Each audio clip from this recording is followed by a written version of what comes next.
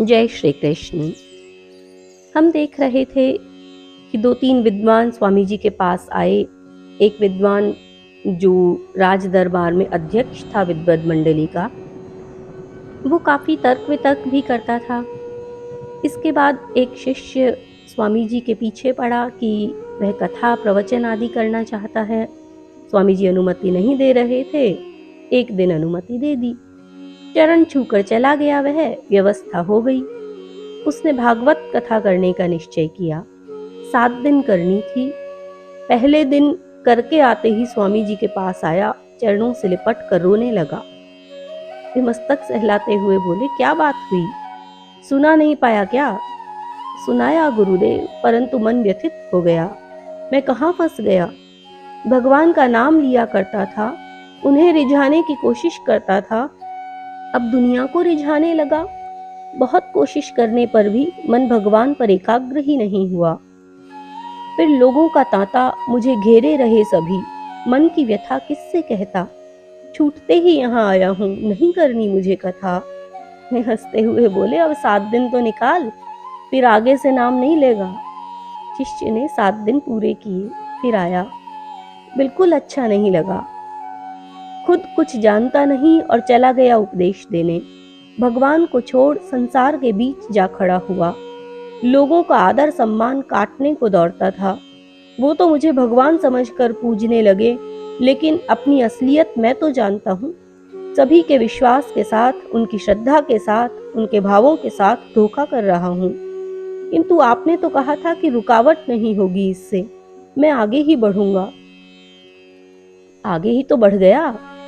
मैं सोच रहा था कि तेरी यह इच्छा समाप्त हो जाए, इसलिए मना कर देता था, लेकिन इच्छा समाप्त हुई ही नहीं, तो इसे पूरा करने के लिए कह दिया, क्योंकि ये इच्छा खुद ही एक रुकावट बन गई थी।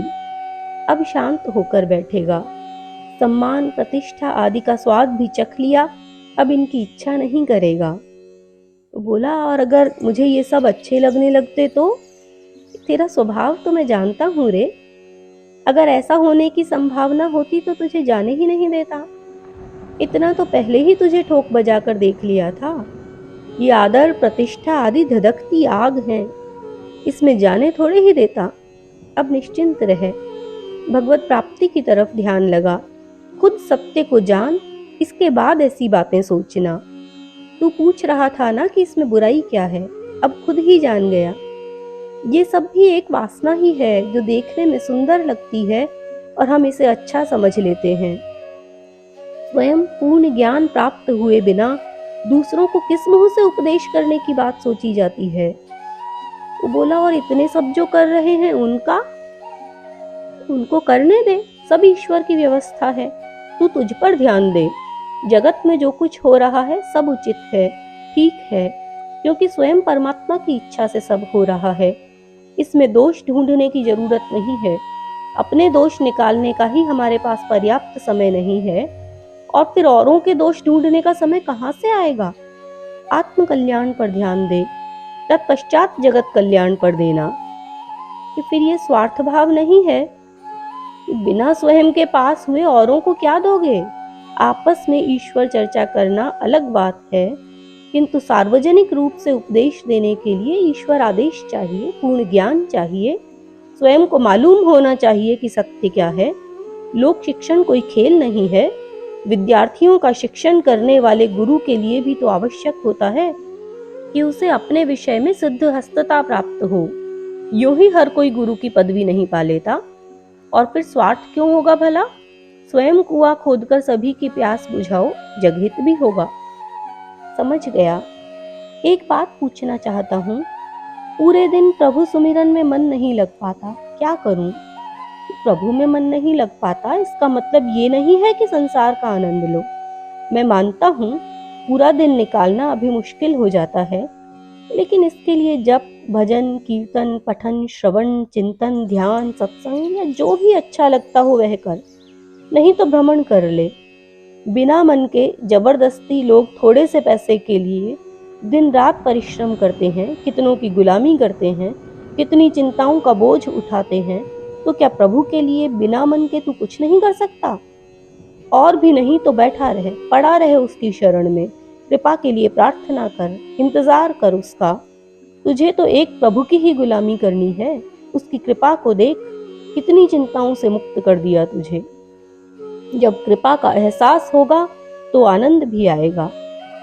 जी। फिर वह प्रणाम करके चला गया। कुछ देर बाद वो दूसरा वाला विद्वान आया। प्रणाम स्वामी जी। स्वामी जी ने कहा, आओ बैठो। कि उस दिन आपने जो बातें कही उन्होंने झकझोर दिया कि हम मात्र विद्वता का प्रदर्शन कर रहे हैं। ईश्वर से यथार्थतः हमें कोई मतलब नहीं। एक दिन जब मैं कहीं जा रहा था तो एक घर में देखा एक वृद्ध भक्त चूल्हे पर रोटी पका रहा था और उस दिन बरसात में सारी लकड़ी भीग गई थी। तो उस वृद्ध ने रोटी पकाने के लिए एक ग्रंथ को ही आग में डाल दिया। शायद वह निरक्षर था और नहीं जानता था कि ये हमारा पौराणिक ग्रंथ है।